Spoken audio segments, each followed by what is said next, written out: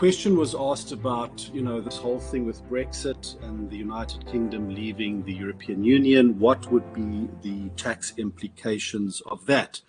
Well, the tax implications there are specifically in relation to value-added tax and customs duties, both of which are, essentially European Union taxes. And from that perspective, the EU Parent Subsidiary Directive would no longer apply to the United Kingdom, and the United Kingdom would no longer be entitled to rely on any directives that smooth out or ease out the tax implications of there being the imposition of no customs duties between member nations.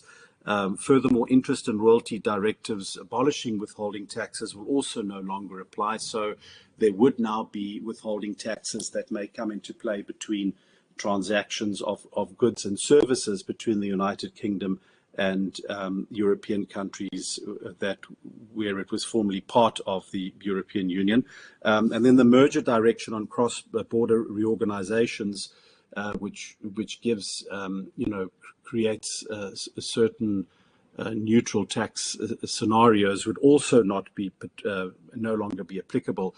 And so you as a UK-based entity would strongly have to rely on existing double tax agreements, of which there are still many in play. The United Kingdom's got many double tax agreements, but unfortunately, those double tax agreements do not apply to taxes such as value-added tax or to customs and excise.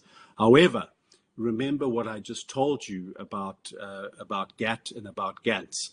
GAT and GATS, sorry, and that is that to the extent that there are discriminatory provisions that may exist, the most favored nation clauses in respect of those two agreements, of which most countries in the world are member nations, may come into play. So that's something I would, especially, with the UK having a very sophisticated legal system, and with a number of, highly sophisticated tax and international tax lawyers, I've got no doubt that that particular area may become one that would be investigated and researched a lot more thoroughly now that the UK is no longer part of the EU.